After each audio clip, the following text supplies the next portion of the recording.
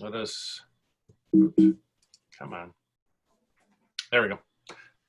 Well, good evening, brothers. Welcome to the October 28th session of the webinar series from the Grand Lodge of Minnesota.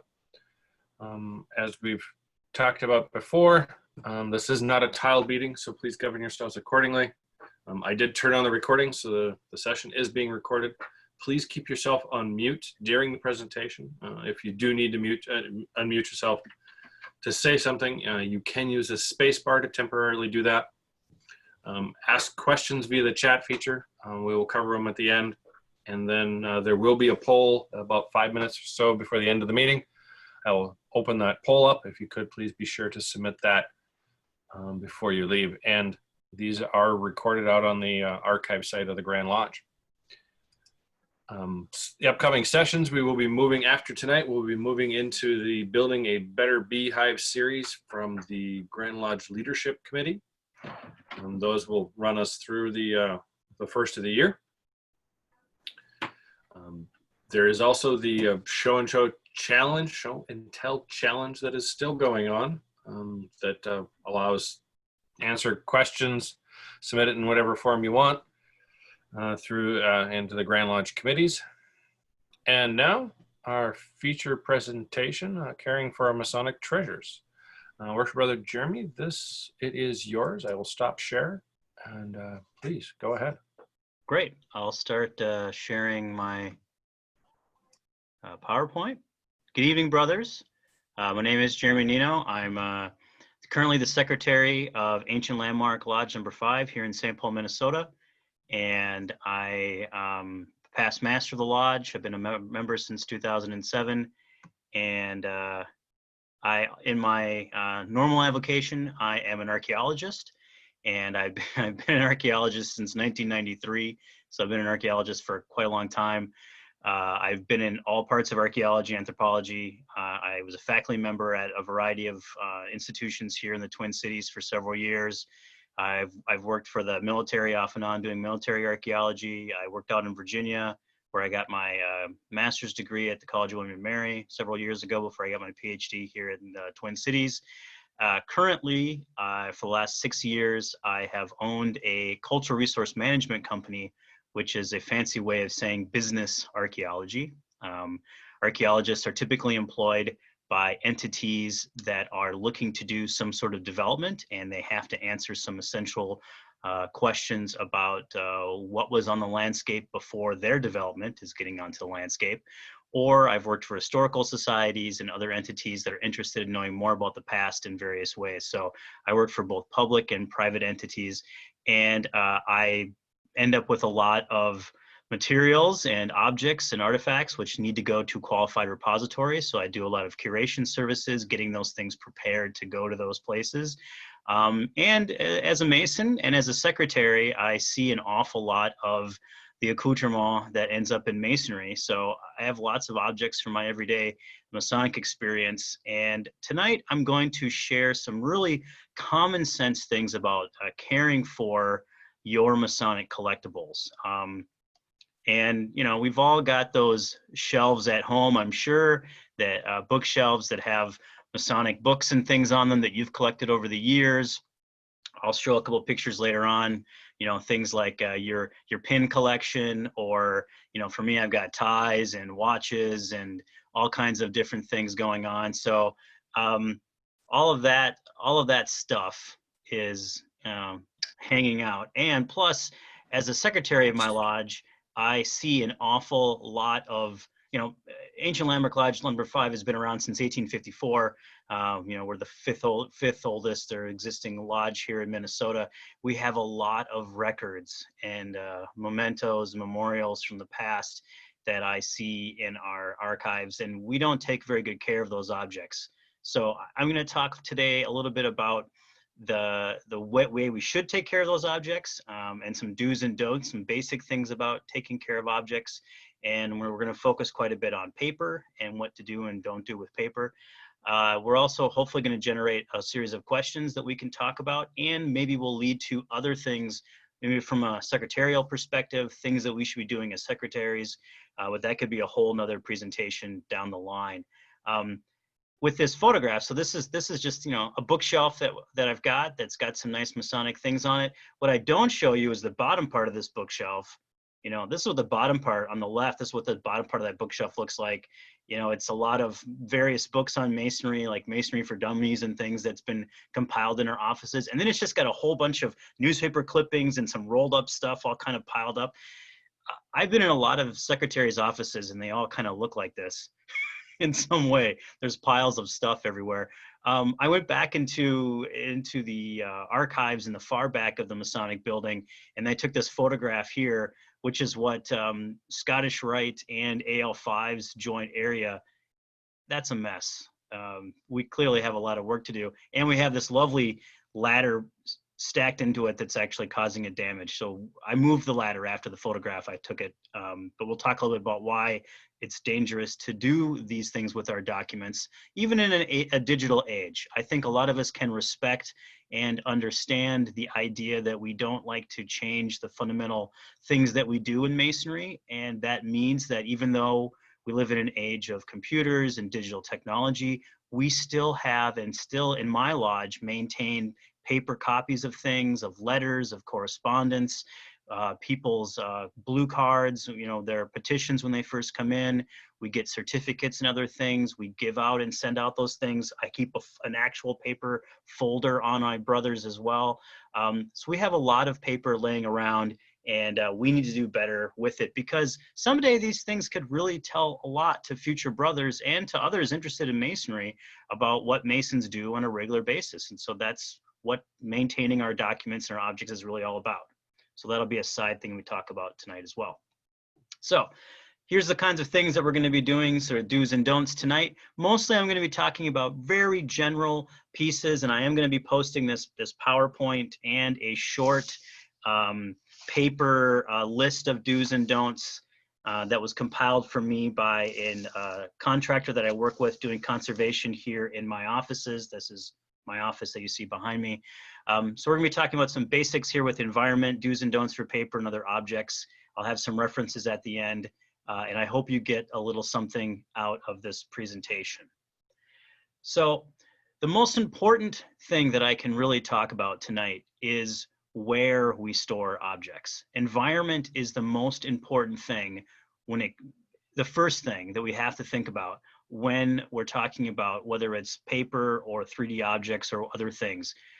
Storing an environment is critical. We want to store things in, and this is sort of the triumvirate here for us, cool, dark, dry places. Luckily, the warehouse space that we have here at Ancient Landmark is a good, cool, dark, dry place. The other key piece with it is it should be a non-fluctuating environment. And what I mean by that is the humidity and the temperature should not change. Unfortunately, almost all of us, if I asked you where you store stuff that you don't want to think about tomorrow, and it's not in, maybe you've got a dresser that's got a shelf on it where you keep all your Masonic things that you use on a daily basis, or you've got your apron someplace and you've showed it to your family and you've got it in your tube or you've got it laid out someplace. But everything else that you're storing, it oftentimes ends up in your basement, or maybe it ends up in your attic. Those are the two worst places to put stuff, unless you have a fully furnished basement in terms of it's been insulated from the environment, and it's got carpeting and it's got nice and lots of dry, and you've got a dehumidifier that's going there all the time. And but usually basements, at least the basements that I've had, are just concrete and limestone, and they're very cool and sometimes and very hot other times, and they sort of fluctuate back and forth. Or things are in the attic.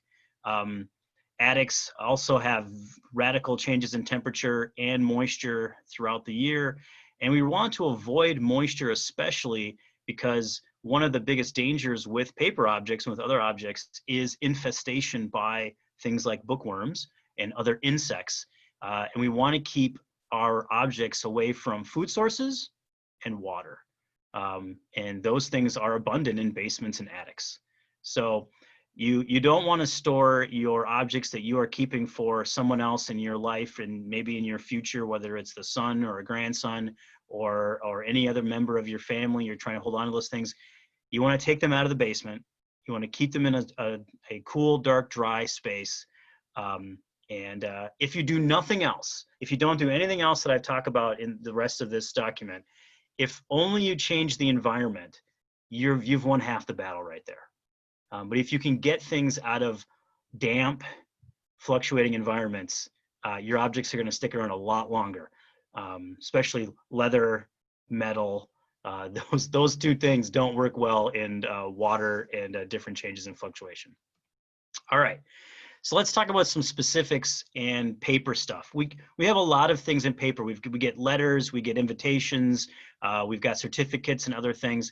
The first thing you should always do is you should get the paper to only be with other paper. And we use all kinds of different binders and things with our paper to keep it organized. So staples, paper clips, binder clips, rubber bands, all those things, but especially staples and paper clips are usually made out of metal. And when metal itself is an unstable material and over time it degrades. You can think of that as rust.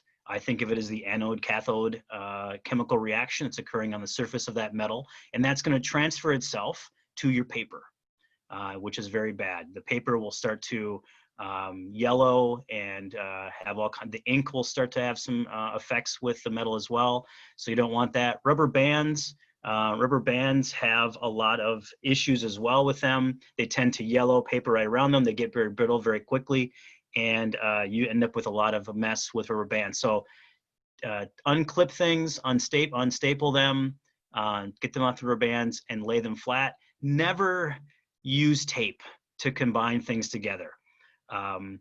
If you've ever looked at some paper, a document that's 25 to 30 years old, and you look at the tape on there, it's usually this yellowed, damaged thing on there, and you can't get it off.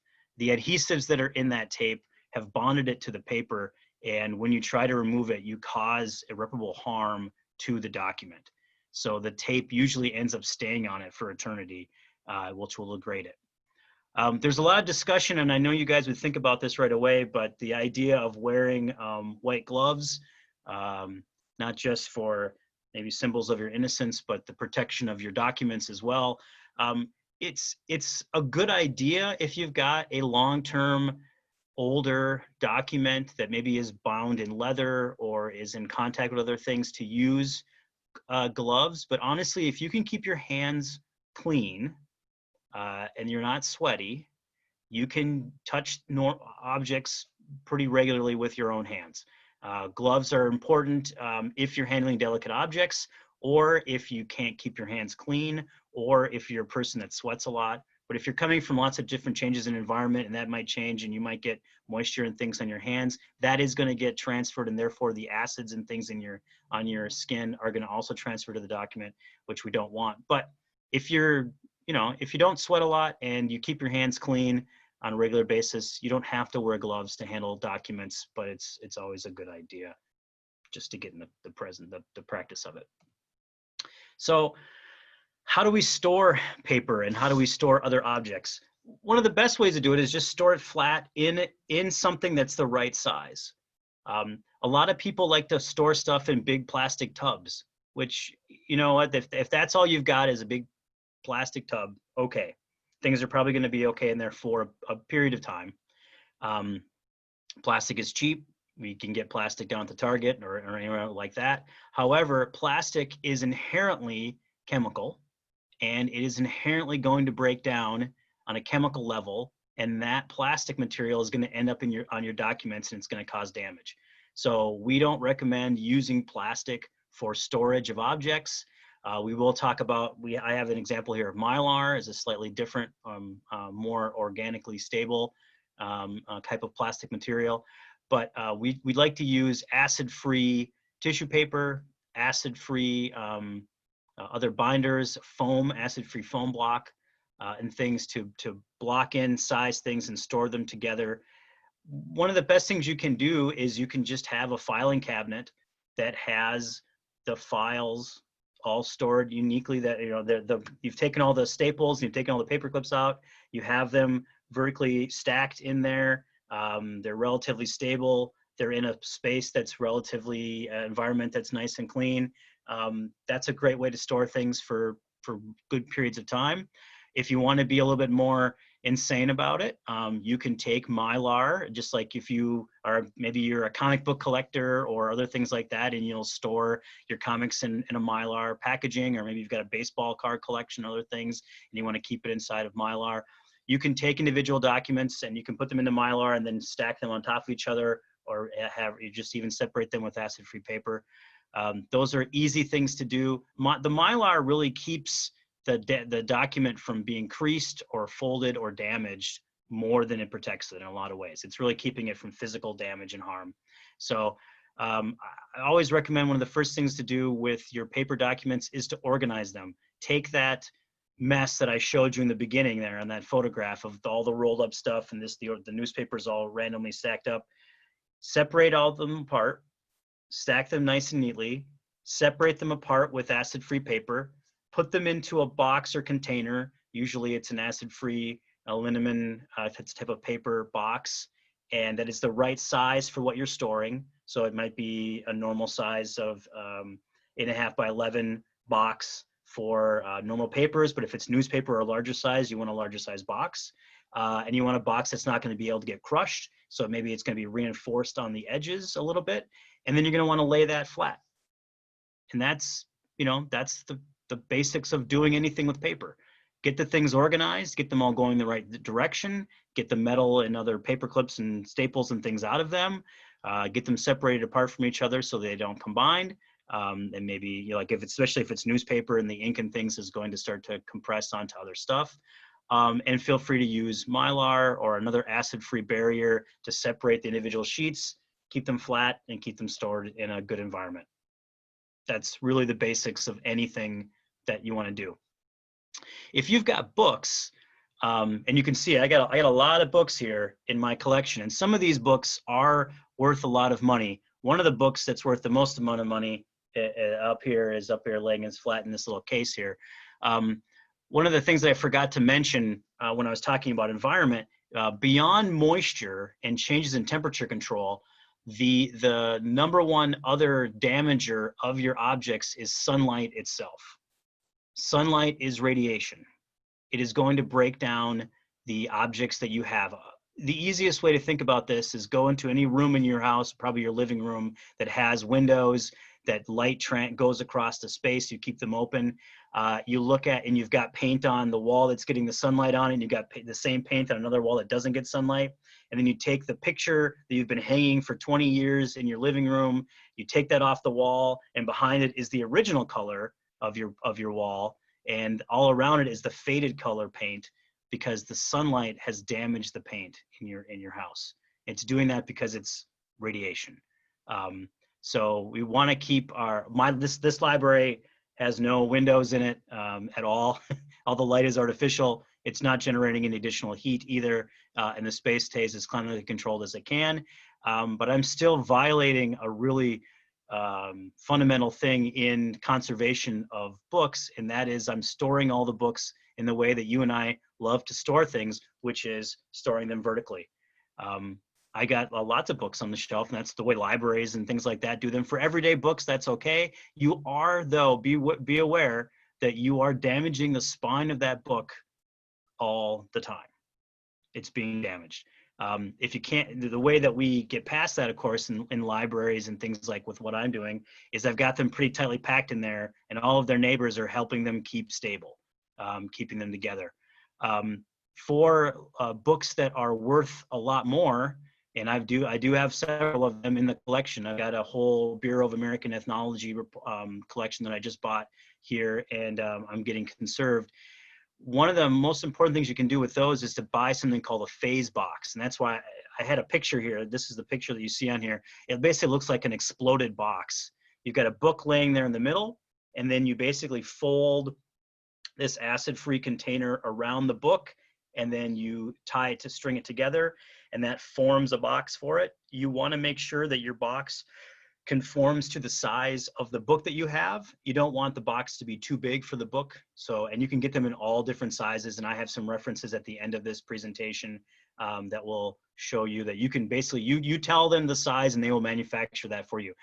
Those are expensive. It's going to be several dollars per phase box to buy them. But if you're protecting a book that's worth $800, or you're protecting the earliest Masonic bylaws for your lodge, and you know, that's probably worth it. So remember environment with books.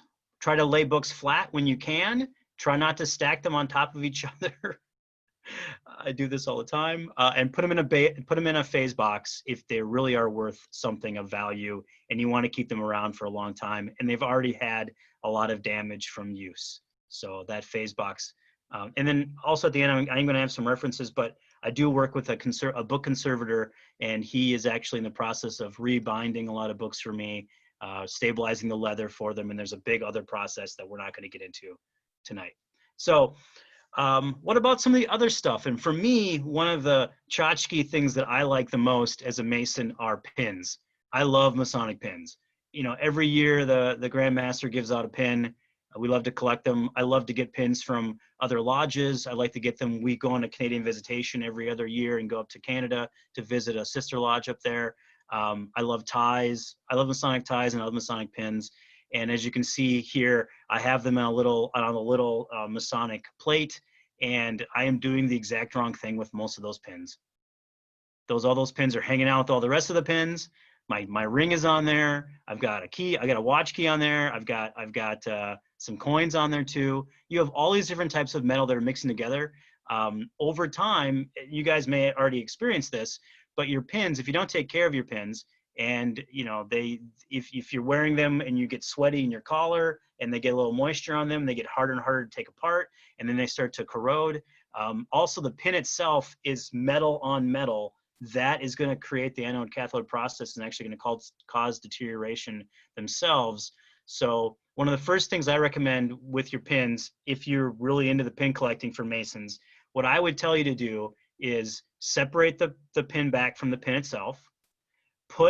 If you want to keep them together, which is fine, put them into a little Mylar bag. Take a piece of acid-free styrofoam, or we shouldn't say styrofoam, acid-free foam block.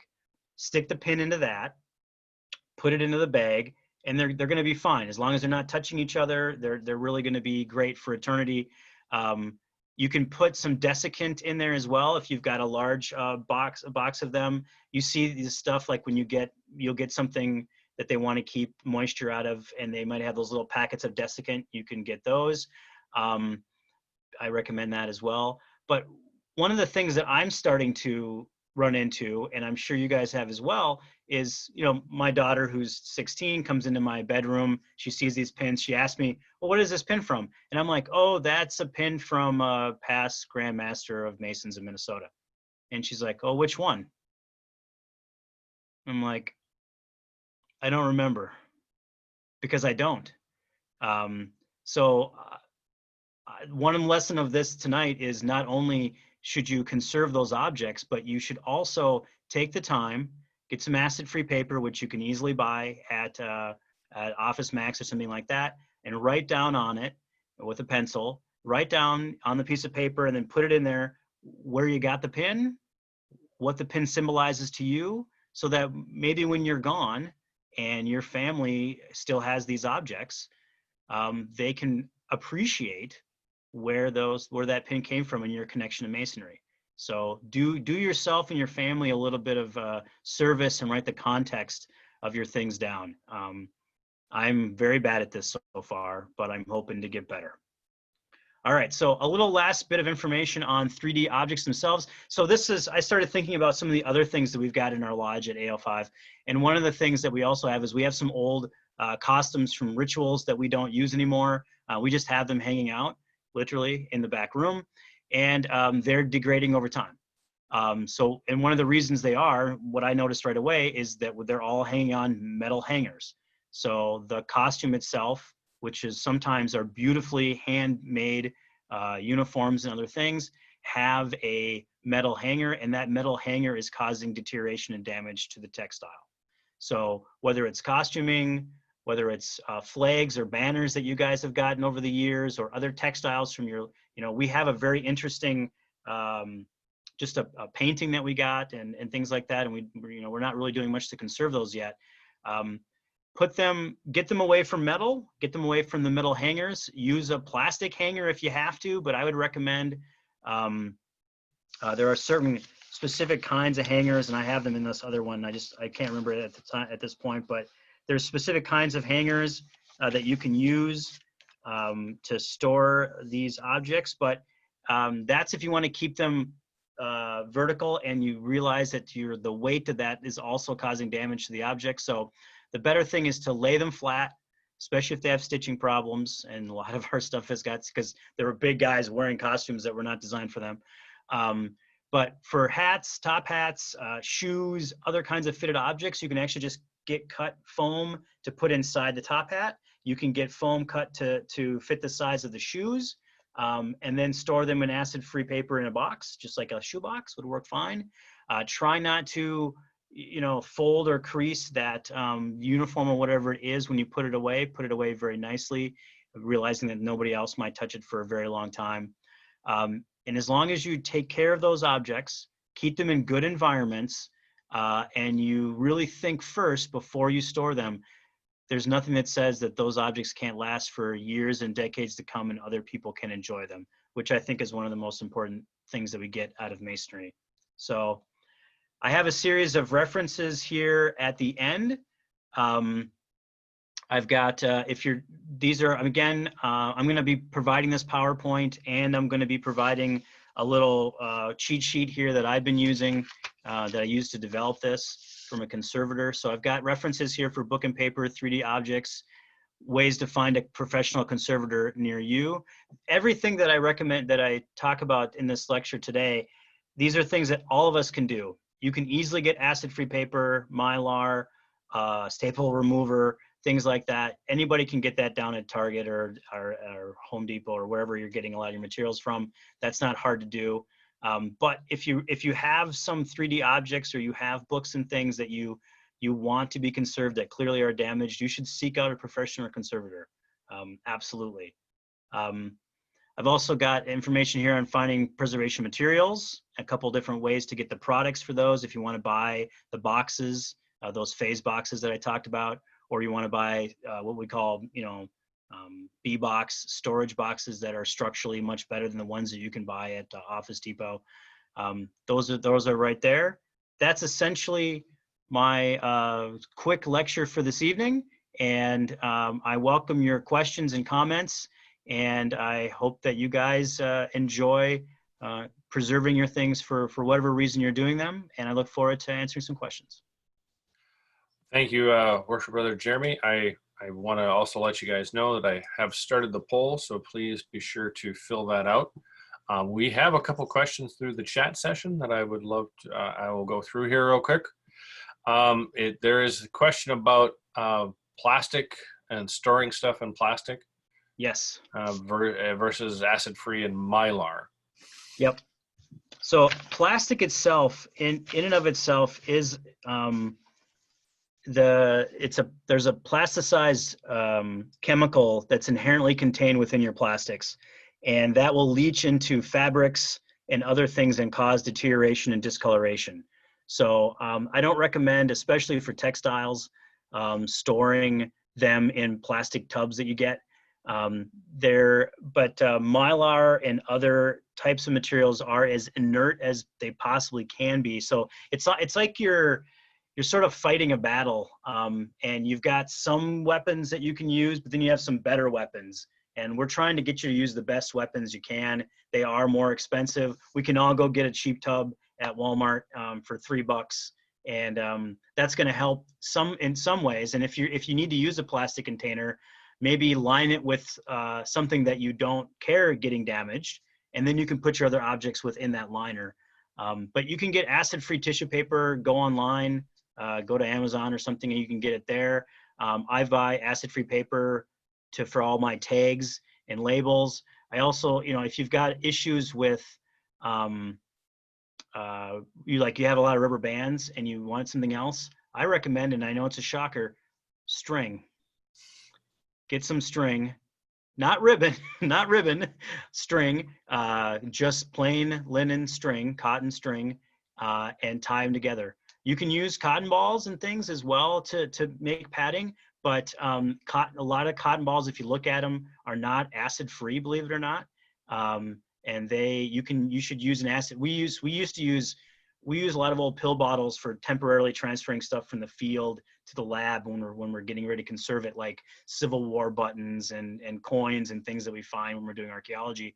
And we used to use cotton balls and then do it that way. And I got yelled at by the head conservator at MHS, Minnesota Historical Society. So now we use acid-free paper on each side of those things, and that it maintains them a lot better. So I do have some specific information in the handout that I'll get on to you so you can post that. Thank you.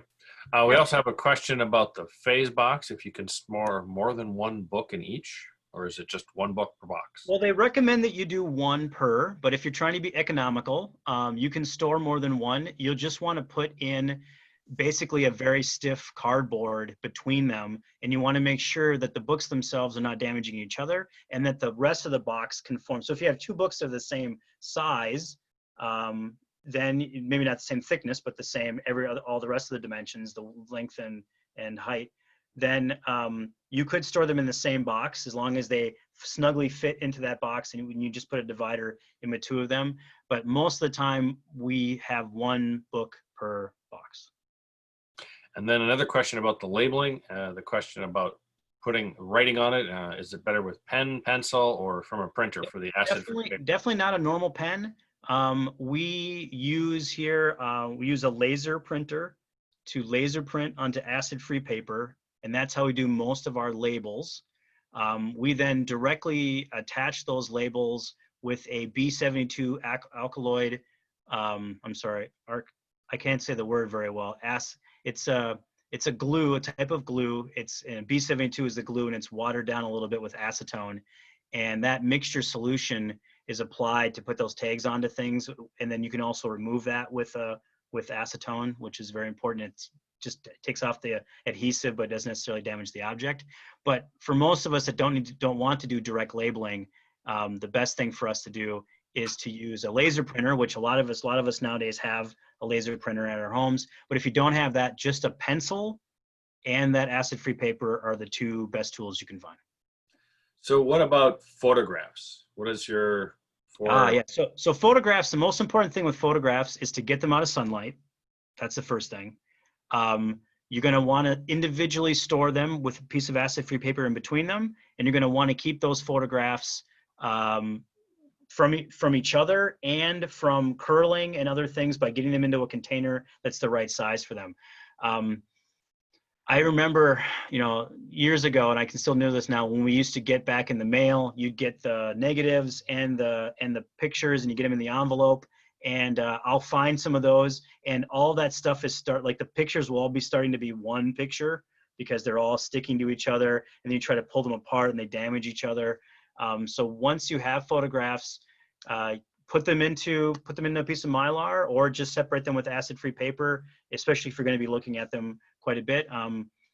That's one of the great things. You got all the old photographic books that were perfect in the sense that they were keeping individual photographs apart from each other with paper, which was great. However, if you go back and look at a lot of your books now, like my mom made one of those for me when I was born and has all my early photographs from my childhood. The photographs are usually in pretty good shape. However, they've been glued in a lot of ways they've adhered to the page, and that glue and the combination of being close, the photograph itself, which is chemically based, adhered to the paper, and it's causing deterioration and damage for both surfaces. So the better thing would have been to actually just have the paper and just, nowadays you have a sleeve that you can put them into, and then put those into a book themselves, the individual sleeve, slot your picture in, put the next page in, keep slotting it that way. That would have been the better thing to do, but that was how people were doing stuff back then. So I treasure those photographs, and but at the same time, I have some photographs that my parents are now snowbirds, and they're living in Arizona at the moment. they gave me some pictures that were hanging on their walls, and those are becoming very faded over time of some of my earlier ancestors. So, question about underground storage catacombs. I haven't been to those at the U of M. However, I have been into the underground storage area for the University of Minnesota. That is essentially like a huge vault that is floor to ceiling, hundreds of stacks of boxes of these phase boxes for things. I've heard of the U of M underground storage catacombs, and they are heavily, so they're not only are they very secure and stable, but then they keep them they make sure the humidity in them is at a constant, way more than you do in your normal house. And that's how they keep that humidity issue, because normally caves, as you know, are going to have a lot of water, moisture, and things flowing through them. So I've heard of those. I haven't been in them. I do have the guy that made the sheet for me, and his name is in here. He's got a little bio about him at the back of here.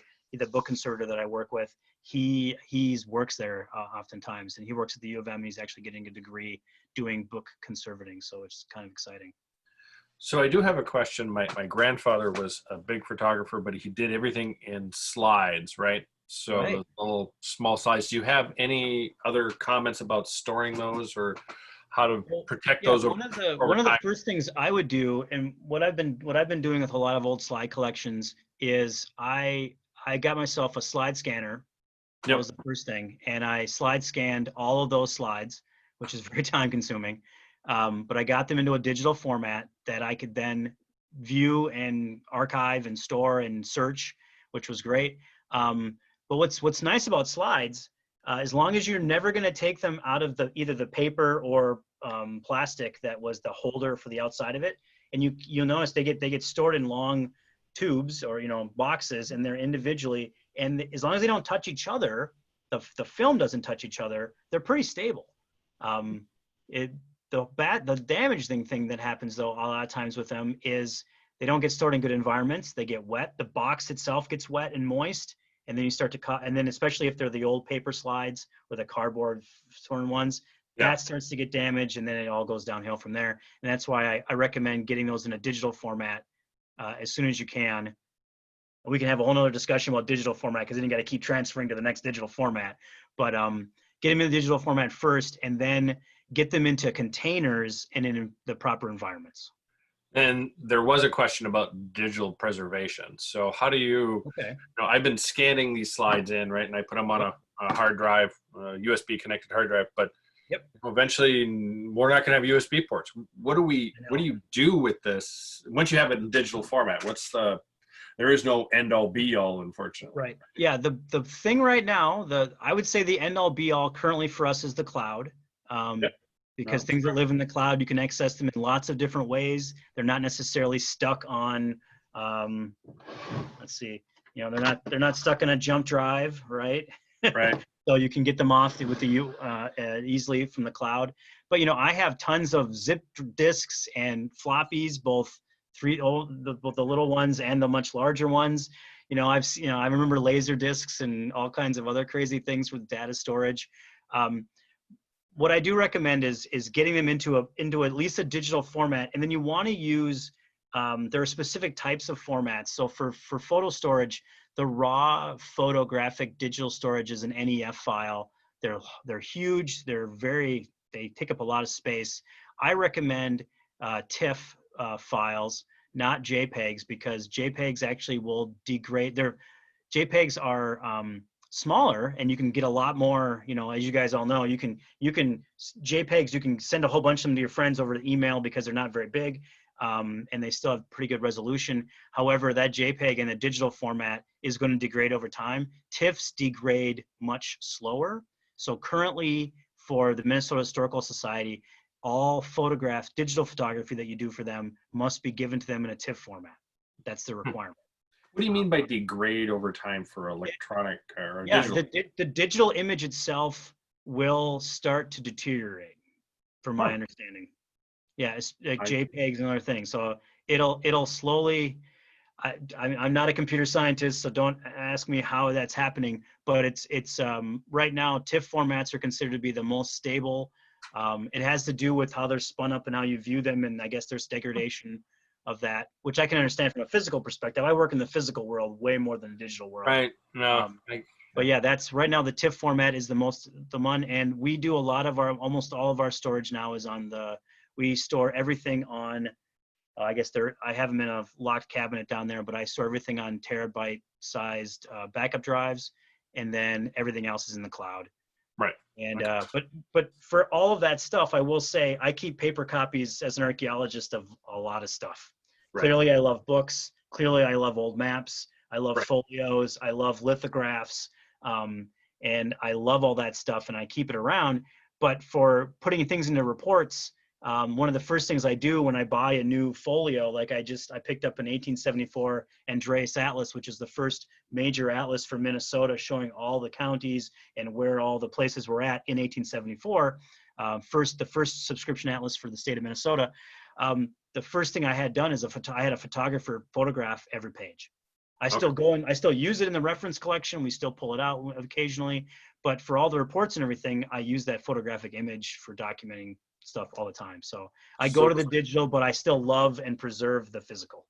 So was the imaging done in TIFFs then when you did the photograph? So we have it both in the NEF, which is the rawest. You can convert NEF to any of those other file formats. So that's what my camera, I've got a Nikon sitting over there. That's what it captures everything in. That's its raw, most largest format file size. And I'm sure there are digital people in there that are watching this in the future that are laughing at me for the words I'm saying. But we convert everything to TIFF, and then we use those TIFFs for stuff. So that's how we store stuff. Yeah. Cool. Well, brothers, please, if you have more questions, unmute, ask your questions. Just kind of, let's not jump over top of each other. Yeah, and feel free to also, I had my email at the end of that, and I'll be putting that out with that PowerPoint. I'm really interested in having a future discussion with secretaries about ways that we are, as secretaries, preserving the individual documents that we get all the time, but also producing our minutes and what we're doing with those minutes, and then all of our digital stuff. And I'm not doing a very good job in a lot of ways. I haven't backed up my computer in more than a year. I don't print out our minutes. I print them out, the copies that the brothers read, but then when I finalize that, it's just stored on the computer. Like I haven't printed it off yet. I just haven't gotten around to it. So I think we need to have like a do's and don'ts for secretaries and ways to start thinking about and managing our data better, especially as we move into the grand view world and have more and more. We're moving to Grandview. We have the lodge management system currently, but we're moving to Grandview, and we're actually going to start using that now for all of our email communications and texting with all of our brothers. It's fantastic for that, but it has a really great digital archive there, but it doesn't have that physical archive anymore. And when I get a phone call from a relative somebody who tells me either, hey, my grandpa was a Mason, I know he was a member of your lodge in the 1950s, what can you tell me about him? And I go to his like digital file, I get this like boring, yeah, I know where he was born and things like that. But then I go to his paper file, and we used to collect newspaper clippings of what our brothers did out in the world. Maybe there's their marriage, or maybe there's a certificate of theirs from when they got an award, and then I can use that to compile a much richer story for that relative, or even for the brother themselves when we're doing an anniversary award. I've got those too. So I think we lose something in the digital world, like with our email, and things like that. We've got all this email. I'm pretty sure I'm not printing off emails and putting them into people's, file folders. But in the old days, when we got a letter from a brother, we put that in their file. So I know that's a whole other discussion I'd love to have, and that's just not me talking at a camera. That's me getting ideas from a lot of other people. So definitely an external hard drive backup is a good idea. I do that. It's funny. So what I was saying is I do that for my work. I have large terabyte drives that I store all of our data from all of our reports and all the field notes and everything we do. But I'm not doing that as a Mason, as a secretary of my lodge, and I probably should be. Oh, let's see. There was another question. Oh, no. Just a comment. So, brethren, thank you for joining. this wraps it up. Unless somebody's got more questions here, we will call it a session. So thank you for attending. Thank you, Worship Brother, for presenting. It was well done, and we're looking forward to having another presentation from you beginning part of next year.